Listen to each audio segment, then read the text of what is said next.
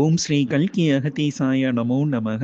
இன்று திருஞானம் என்னும் புத்தகத்தில் அத்தியாயம் 1 ஆன்ம ஒளியின் வெற்றிடம் என்னும் தலைப்பில் அகத்திய மகரிஷிகள் இந்த நூலினை குறித்தும் அன்னை சாரதா தேவி அருளிய அற்புதமான கருத்துக்களை அகத்திய மகரிஷிகள் அவரோட பாயிண்ட் ஆஃப் வியூல எப்படி கொடுத்திருக்கிறாரு அப்படிங்கறத சிந்திக்கலாம்.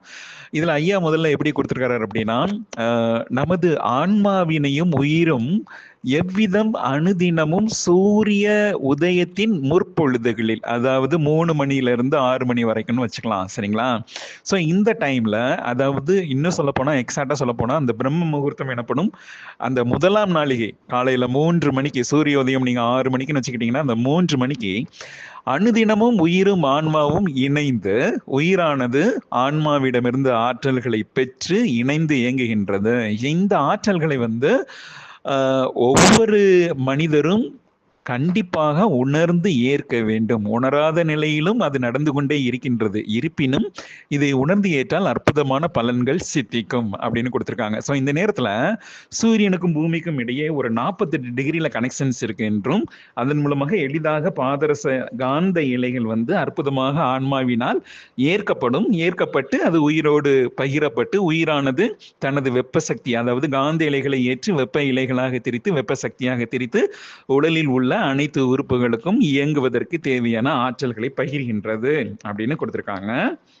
சோ அன்பாலயம் என்னும் இல்லம் அகத்திய மகிழ்ச்சிகளால் ஏன் உருவாக்கப்பட்டது அப்படின்னா, எல்லாருக்கும் ஆன்மாவினை உணர்ந்து அதன் மூலமாக அவர்கள் எளிதாக முக்தி அடைந்து விட வேண்டும் என்ற நோக்கத்தில தான் நான் அன்பாலயம் என்னும் இல்லத்தினையே உருவாக்கி இருக்கிறேன். அப்புறம் இந்த சாப்டர்ல இந்த அகத்தியரின் அருள் உரையினை கேட்கும் தருணமே, உணரும் தருணமே அனைத்து மானுடர்களும் முக்தி பெற்றிடுவர் அப்படின்னு ஒரு அற்புதமான பிளஸிங்ஸ் இருக்கு.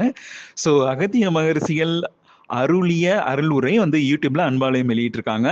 ஸோ ஒவ்வொரு சாப்டருக்கும் ஐயாவும் விளக்க உரையா ஆடியோஸாவும் இருக்கு. நீங்க அதையும் கேட்டு பயனடைய வேண்டும். நான் என்னாலான இயன்ற வரையில அதை எளிமைப்படுத்த தான் முயற்சி பண்ணியிருக்கிறேன். அதுக்கப்புறம் இந்த சாப்டர்ல ஐயா மொத்தம் 12 வகையான கருத்துக்களை கொடுத்திருக்காங்க. என்னென்ன கருத்துக்கள்லாம் கொடுத்திருக்காங்கன்னா, சோ அபவ் அஸ் பிலோ அப்படின்னு சொல்லுவாங்க. அதாவது அண்டத்தில் இருப்பதெல்லாம் பிண்டத்திலும் இருக்கும் அப்படின்னு சொல்லிருப்பாங்க. ஸோ ஐயா என்ன கொடுத்திருப்பாரு? முதல் கருத்துனா, நமது மூளையில் உள்ள ஆன்மாவின் வெற்றிடமும், ஆன்மாவின் மூலமைய வெற்றிடமும், வெட்டவெளியினில் உள்ள அந்த சூன்ய ஒளியின் வெற்றிடமும் ஒரு நூலிலை தொடர்பினால இணைக்கப்பட்டிருக்கும் அப்படின்னு கொடுத்திருக்காங்க, சரிங்களா? ஸோ இந்த நூலிலை தொடர்பு நமது உச்சந்தலையிலிருந்து ஒரு சின்ன ஒரு மஞ்சள் நிற இலையாக ஒரு ஒளி இலை நம்ம for an example will take it as மஞ்சள் ஆர் பச்சை, whichever color is convenient for you.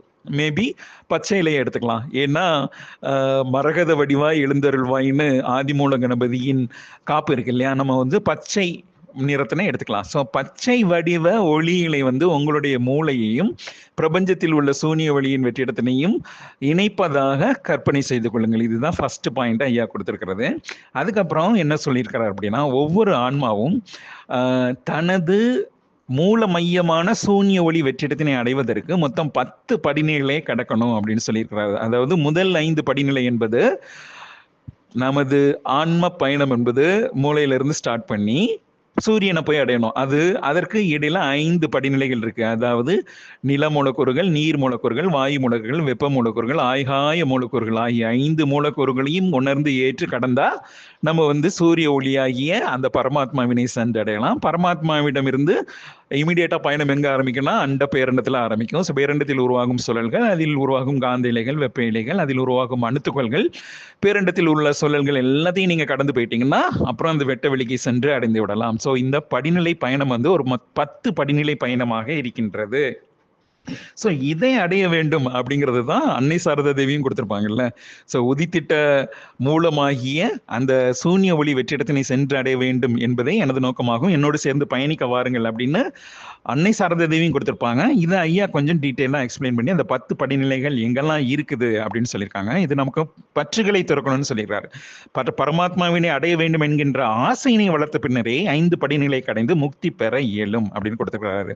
ரெண்டாவது, ஒரு ஆன்மா விடுதலை பெற்று விண்ணேறினாலும் விண்ணுலக வாழ்வினை ஏற்க வேண்டும். விண்மீனாக நிலைத்து பல காலத்திற்கு, அதாவது கணக்கிட முடியாத காலத்திற்கு பல்வேறு பணிகளை ஏற்க வேண்டும் அப்படின்னு சொல்லிக்கிறாங்க. ஸோ அதனால வாழ்கின்ற காலத்திலேயே சூரியனோடும் பிற விண்மீன்களோடும் தொடர்பு கொண்டு ஆழ்ந்த பிணைப்பு கொண்டு துதித்திடுங்கள் அப்படின்னு கொடுத்துருக்குறாங்க. சரிங்களா?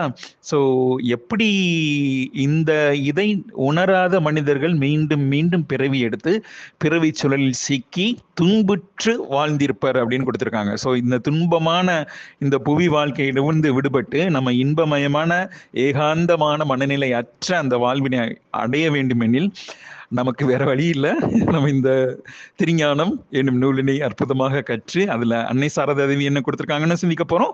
அகத்திய மகிழ்ச்சிகள் என்ன கொடுத்திருக்கிறாரு அப்படின்னு தொடர்ந்து நம்ம சிந்திக்க போகிறோம். ஸோ இதுதான் இந்த சாப்டரோட மையக்கிறது. அகத்திய மகிழ்ச்சிகள் ஐயா அந்த 10 படிநிலை பயணமாக கொடுத்திருக்கிறாரு. காலபைரவர் ஐயாவும் இந்த 10 படிநிலை பயணம், அதாவது ஒரு ஆன்மா தனது மூளையிலிருந்து ஆரம்பிச்சு வெட்ட வெளியினை அடைந்து மீண்டும் மூளையினை எப்படி இதை அடையுது என்பதை ஒரு 10 படிநிலையாக கொடுத்துருப்பாங்க. ஸோ அதனோட லிங்கை நான் டிஸ்கிரிப்ஷனில் கொடுக்குறேன், செஞ்சு பாருங்க. ஸோ புத்தகத்தையும் படிங்க. உங்களுக்கு இந்த கருத்துக்கள் ஏற்புடையதாக இருந்தால் மட்டுமே நீங்கள் ஏற்றுக்கலாம். ஸோ இல்லைன்னா நீங்கள் புறம் நீக்கி விடலாம். ஸோ அந்த லிங்க் நான் டிஸ்கிரிப்ஷனில் தரேன். அந்த பயிற்சியை நீங்கள் செஞ்சு பார்க்கும்போது நம்ம எவ்விதம் நமது உள்மூளையிலிருந்து ஒரு வெற்றிடத்திலிருந்து அந்த பயணத்தை ஆரம்பித்து மறுபடி ஆன்மா பயணம் தொடங்கி அதற்கப்புறம் பரமாத்மாவினை அடைந்து அங்கிருந்து இன்னும் டிராவல் பண்ணி சூனிய ஒளி வெற்றிடத்தினை அடைந்து அப்புறம் வெட்ட வெளியினை அடைந்து அதற்கு மீண்டும் நமது உள்மூலையிலே அடையலாம் அப்படிங்கிறத தான் அந்த 10 படிநிலை பயிற்சி கொடுத்துருப்பாங்க. ஸோ அதையும் நீங்கள் பயிற்சி செஞ்சு பாருங்க. இதுதான் அந்த சாப்டரோட மைய கருத்து. ஸோ